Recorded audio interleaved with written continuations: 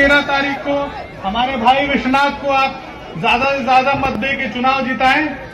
आज के टाइम में नफरती और बेरोजगारी का दौर है और इस दौर में हम लोग को चाहिए कि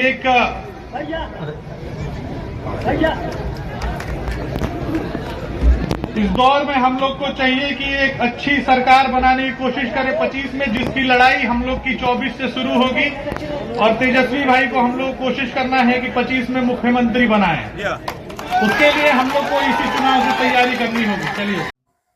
शहाबुद्दीन के बेटे ओसामा से क्यों करवाया प्रचार, जानिए क्या लालू को माई समीकरण टूटने का है डर। आपने अगर अभी तक मेरा चैनल को सब्सक्राइब नहीं किए तो सब्सक्राइब कर दीजिए और अगर वीडियो फेसबुक पेज पर देख रहे हैं तो लाइक शेयर कमेंट कीजिए। बिहार पुलिस का एक ऐसा चेहरा, जमुई में सड़क हादसे में 2 दोस्तों की मौत, एम्बुलेंस के बजाय ई रिक्शा से लाश लेकर अस्पताल पहुंची। कटिहार के 2 मजदूरों की दिल्ली और गुजरात में मौत, कंस्ट्रक्शन कंपनी में करते थे काम, बोले प्लान रोकने के लिए कदम उठाए बिहार सरकार। पटना में हाईवा और ट्रक के बीच टक्कर, एक ड्राइवर की मौत, दूसरा फरार, स्थानीय लोग बोले तेज रफ्तार के कारण हुआ हादसा। 688 कंपनियां बिहार आने को तैयार, लेकिन जमीन नहीं। 500 एकड़ जमीन चाहिए, सरकार के पास 150 एकड़ जमीन ही है। कहीं 6 लाख लोगों को बिहार छोड़ना ना पड़ जाए। हमारे वोट से सीएम बने हो, हमें हल्के में मत लो। वक्फ संशोधन बिल पर मुस्लिम पर्सनल लॉ बोर्ड की नीतीश कुमार को चेतावनी। जल नल योजना बाधित रहने पर ग्रामीणों का प्रदर्शन, बांका में पीएचडी विभाग के खिलाफ नारेबाजी, ग्रामीणों ने आंदोलन की दी चेतावनी। पैक्स चुनाव को लेकर पहला दिन हुआ नामांकन, किशनगंज में 26 नवंबर को होगी वोटिंग, पोठिया प्रखंड के 122 बूथों पर मतदान।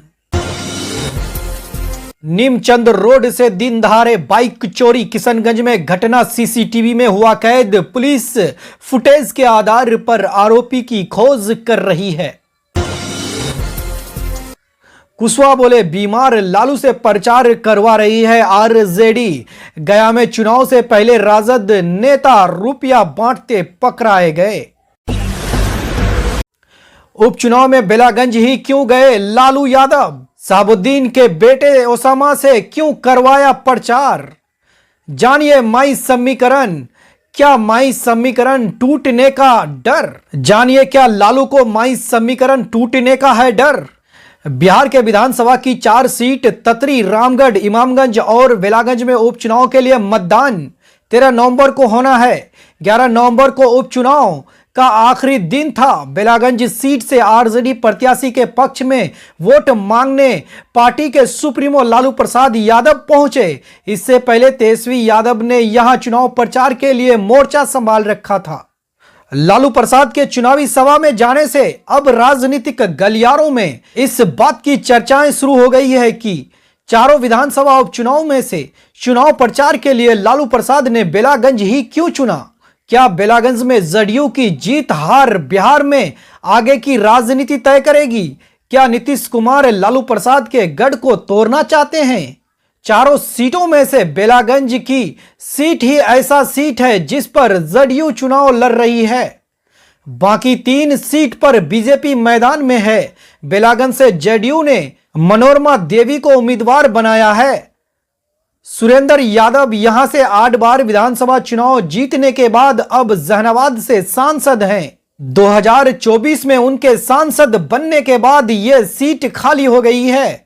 बेलागंज सीट से आरजेडी ने उनके बेटे विश्वनाथ यादव को उम्मीदवार बनाया है। आरजेडी अपने गढ़ को बचाने में कोई कसर नहीं छोड़ना चाहती है। वहीं उपचुनाव के परिणाम आने के बाद एनडीए 2025 में होने वाले विधानसभा चुनाव के लिए आगे की रणनीति पर मंथन करेगी। गया जिले में 10 विधानसभा सीट है।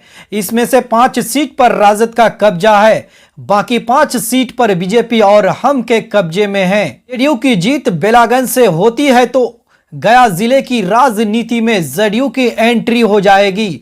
लालू प्रसाद इसको रोकने के उद्देश्य से ही सोमवार को वहां पहुंचे थे।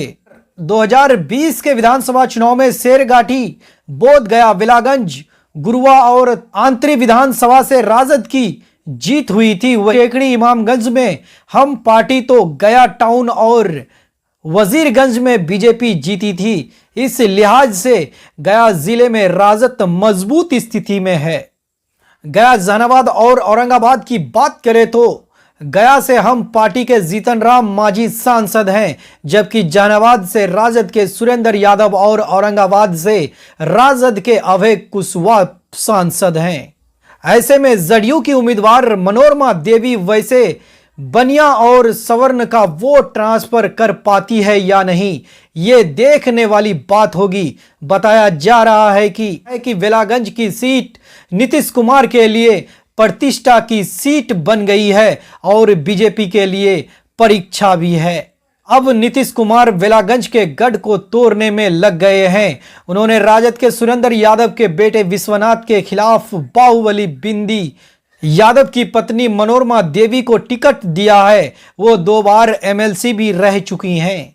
दिलचस्प बात यह है कि लालू प्रसाद के मुस्लिम वोट बैंक को तोड़ने के लिए जन सुराज के संस्थापक प्रशांत किशोर ने मोहम्मद अमजद को बेलागंज से उतार दिया है। चर्चा है कि लालू यादव का माई समीकरण ध्वस्त करने के लिए पीके ने यह दांव चला। मुस्लिम वोट बैंक राजद की तरफ एकजुट रहे, इसके लिए शहाबुद्दीन के बेटे ओसामा को भी वहां चुनाव प्रचार के लिए भेज दिया गया। बेलागंज में जाति समीकरण पर गौर करें तो सबसे बड़ी आबादी यादवों और मुसलमानों की है। यहाँ यादव करीब 19% तो मुस्लिम 17% के आसपास है। इसलिए इस क्षेत्र को लालू प्रसाद के माई समीकरण मॉडल के लिए बेहतर माना जाता है। यही वजह है कि यहाँ के सुरेंद्र यादव को हराना मुश्किल है। मुसलमानों के बाद बड़ा वोट बैंक मुसर समाज का है। मुसर यहाँ 11% है। स्वर्णों में भूमिहार सर्वाधिक 7% है। यहाँ कोयरी 8%, बनिया 2% और बाकी ओबीसी 6% और ईबीसी 6% है। पासवान का वोट बैंक ईबीसी के बराबर 6% है। चमार जाति के लोग 5% यहाँ पर हैं।